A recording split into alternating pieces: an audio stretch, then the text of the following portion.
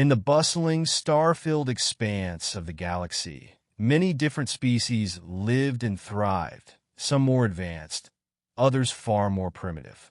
The planet Earth had long since joined the galactic community, its people no longer isolated, but they still struggled with their place in the grand scheme of things. Earthlings were not particularly powerful or wealthy, but they were known for their kindness and determination to rise above their limitations.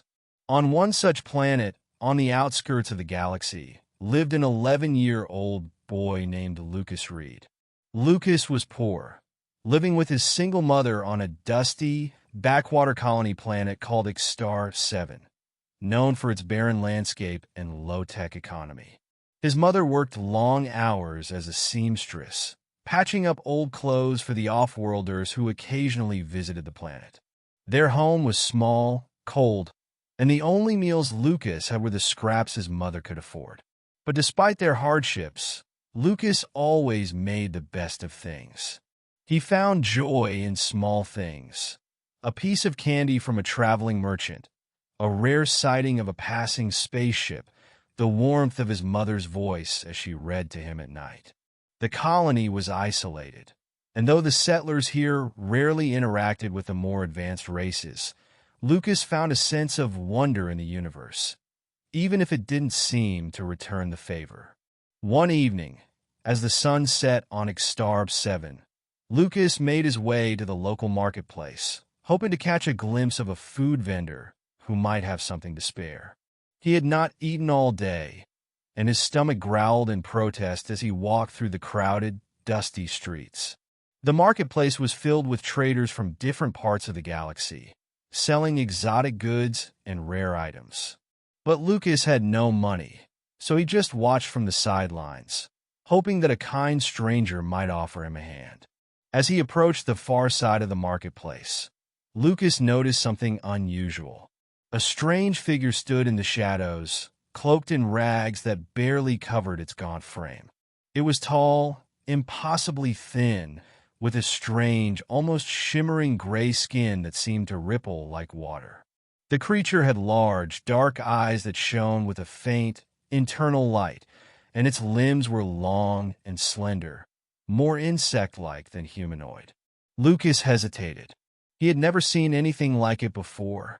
It certainly wasn't from Earth, and the other traders paid little attention to it, perhaps because it was so different, so alien. But what struck Lucas most was the way it looked at him. Its eyes full of hunger, not just for food, but for something deeper, something the boy could not quite understand. His heart went out to the creature. It was clear that it was starving. Lucas had very little to give, but he couldn't bear to see another being suffer, even if it was so alien to him. So, without thinking, Lucas reached into his bag, pulled out the last piece of bread his mother had baked that morning, and walked over to the creature. "Here," Lucas said softly, holding out the small piece of bread. "You look hungry." I don't have much, but you can have this." The creature slowly extended its hand, trembling as it took the bread from Lucas. There was a moment of stillness before it devoured the bread with an eerie speed, its dark eyes still locked on the boy's. Lucas watched in wonder, wondering if he had done the right thing. Then, something strange began to happen. The creature's body shimmered and shifted, and before Lucas could react, it began to grow, its form changing, expanding into a glowing mass of energy. The air around them seemed to hum with power. The creature's gray skin glowed bright, almost blindingly, and a deep, resonating voice filled the air. You gave me your last meal," the creature's voice echoed, not from its mouth, but from the very space around them. "Your kindness has awakened something in me." Lucas stumbled backward in shock, his heart racing. What was happening? The creature's form stabilized, and in an instant, its appearance transformed.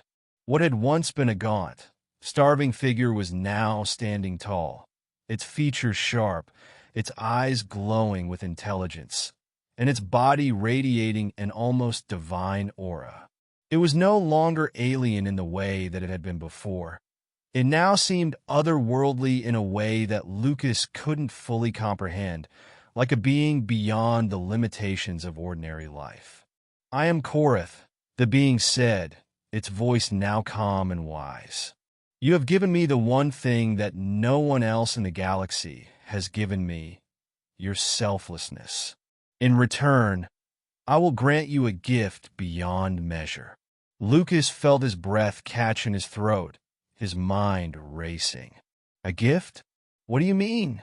Korath stepped closer, its presence overwhelming but not threatening. "You see, young one, I am not merely an alien beggar. I am the last of a race of ancient beings, creators of stars and worlds. I have wandered the galaxy, seeking out those who would show me kindness. But I have been met with scorn, with indifference. But you saw me, not as a creature to fear, but as a being worthy of compassion." The air around them shimmered once again, and Lucas felt a warmth flow through him, a tingling sensation that started in his chest and spread throughout his body. He felt alive in a way he had never felt before, his senses heightened, his mind clearer. "Because you gave me your last piece of bread," Korath continued, "you now hold a place in the heart of the universe. Your kindness has unlocked the power that lies dormant in the stars. I bestow upon you a gift, knowledge, strength, and the ability to shape your own destiny." With a final wave of its hand, Korath disappeared, leaving Lucas standing alone in the marketplace.